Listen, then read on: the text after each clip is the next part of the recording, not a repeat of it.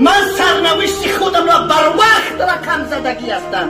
من از جمله بزدلان نیستم که بترسم. برای اسلام جان میدهم، مال میدهم، مردم مسلمانی از غلام محمد رسول الله. یقین بدانید که من برای شما خیانت نخواهم.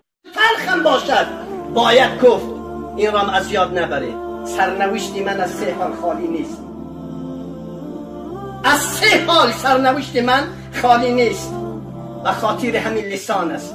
روزی از روزهای می شود یا زندان هستم، در قهر زندان، یا اعدام هستم، یا عزیزان دل ترور هستم. من سرنوشت خودم را بر وقت رقم زدگی هستم. من از جمله بزدلان نیستم که بترسم. تا وقتی که خون در رگ و ریشه من هست، من برای اسلام جان میدهم، مال میدهم. مردم مسلمانی از غلام محمد رسول الله. یقین بدانید که من برای شما خیانت نخواهم کرد. من هیچ وقت شما را نمیفروشم، هیچ وقت دین شما را زیر سوال نمیبرم. اما حرف حق هر جا باشد من میگویم. من طاقت ندارم، من نمیتوانم طاقت کرد. اساتید من همینطوری مرا تربیت کردگی هستند. سرنوشت من همین 3 حال است.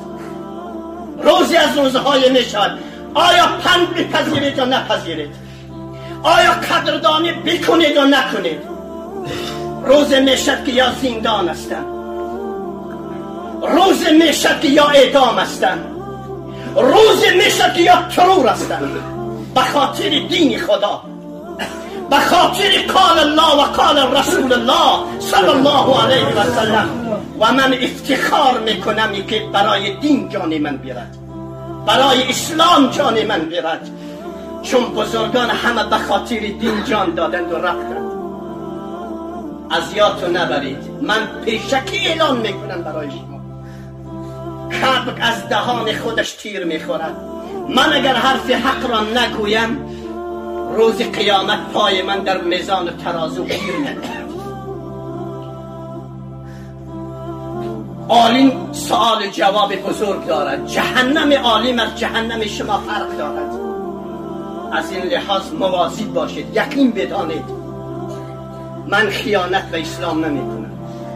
همون موقع که از خدای رؤوف و مهربان درخواست کردگی هستم، وقتی که نزدیک به خیانت شدم، پروردگارا همون لحظه جان من را بگیر.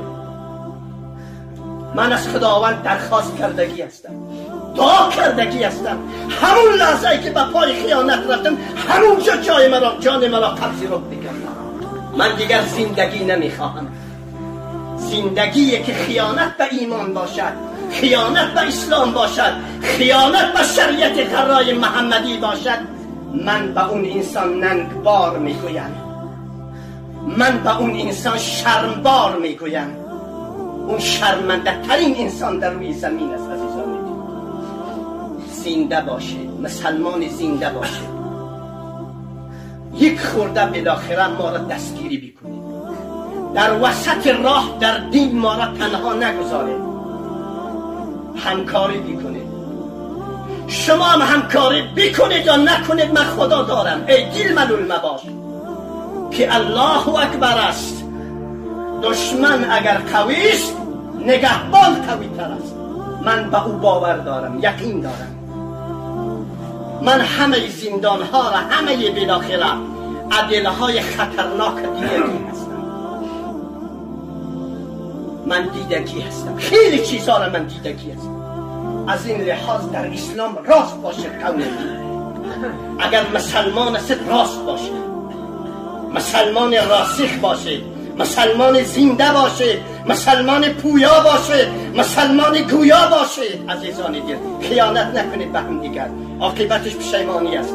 از همسایه خویش درس بگیرید.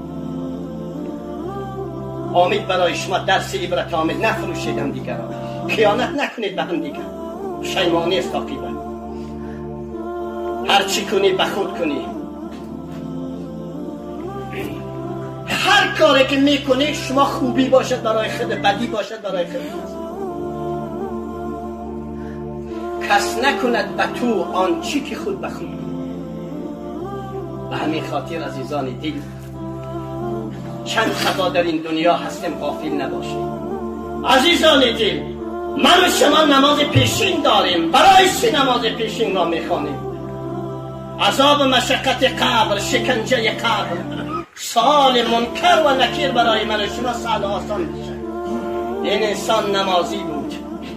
امید دارم از خدای رؤوف و مهربان، سودهای خدای رؤوف و مهربان، این علیکم لحافظین کراما کاتبین یعلمون ما تفعلون. وقتی که داخل میشوند، مالامال با نماز بامداد بود، سکرات مرگشم یقین دارم که همونطور که خواب رفتگی است. و عزیزان دل، نماز پیشین به خاطر این است که از سکرات مرگ شدیدتر و ناگوارتر عذاب مشقت قبر است، شکنجه قبر است، سؤال منکر و نکیر است. نماز پیشین را مواظبت بکنید تا در اون خانه تک و تنها شما را تنها نگذارد، با شما همراه باشد. در حق شما نماز پیشین شهادت بگید که فلانی نمازی بود، فلانی خدایی بود، فلانی بالاخره از خدا دور نبود.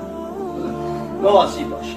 من و شما نماز عصر داریم. برای چی است عزیزان دل نماز عصر؟ نماز عصر به خاطر این است که خدای رؤوف و مهربان در قرآن عظیم و شان می‌فرماید یوم یفر المرء من اخیه و امه و ابیه و صاحبته و بنیه فاذا جاءت الصاخه. مردم بترسید از اون روزی که صدای طنین انداز شور حضرت اسرافیل دمیده می شود. نزدیک است که پرده های شنوایی انسانیت و بشریت از بین برند. بترسید از اون روز، بترسید از اون روز. روزی است که عزیزان دل وقتی که زنده شدن پس از مرگ میشد، نزدیکترین محبوبان و معشوقان از هم دیگر فرار میکنند. نزدیکترین فرد برای بالاخره مادر فرزندانش عزیزان دل هستند. فرزندان حتی از مادرشان فرار میکنند. چرا؟ یک موقع مادر نگوید که آی فرزند قاطع سیلیرم، عجب زود شما فراموش کردیم. اینا همه الفت و محبت و صفا و صمیمیت و روشنایی هایی که من برای شما داشتم ولی حملت کردم، شیرت دادم، گند لباس شما را، گند بدن شما را، گند گهواره شما را تمیز میکردم. ساعت 3-4 شب گریه میبرداشتیم. من بلند میشدم و بالاخره شما را گرم میکردم، سیر غذا و سیر طعامت میکردم. یک موقع نگوید که الان بالاخره به مشکل من گیر کردم، دست مرا بگیر. های فرزند، اگر دست مرا نگیری، رها نکنی از این مشقت قیامت، من شما را به سوی گدال جهنم میبرم. حتی فرزندان از مادرم فرار میکنن. شوخی نیست عزیزان. اینها روزنامه نیستن، اینها مجله نیستن، اینها قرآن است، کتاب الهی است. نماز اصل به خاطر این است که عزیزان دین عرضم به حضور شما که روز قیامت برای من و شما، حول قیامت، شدائد قیامت برای من و شما سهل تمام میشن، آسان تمام میشن. نماز عصر را برپا بدارید تا پشیمان نشید. نماز شام عزیزان دل به خاطر چی هست؟ من روی تفسیر نرفتم چون وقت تمام شد، اشاره میکنم. نماز شام به خاطر این است که من و شما در جلوی روی خشم میزان و ترازو داریم. دفتر اعمال خیر و شر من و شما را در میزان و ترازو میگذارند و میگویند محمدی به پای میزان و ترازو بیان، اقرا کتابک کفا بنفسک الیوم علیک حسیبا. بگیر دفتر اعمالت را بخوان، صیغه امر است. اقرا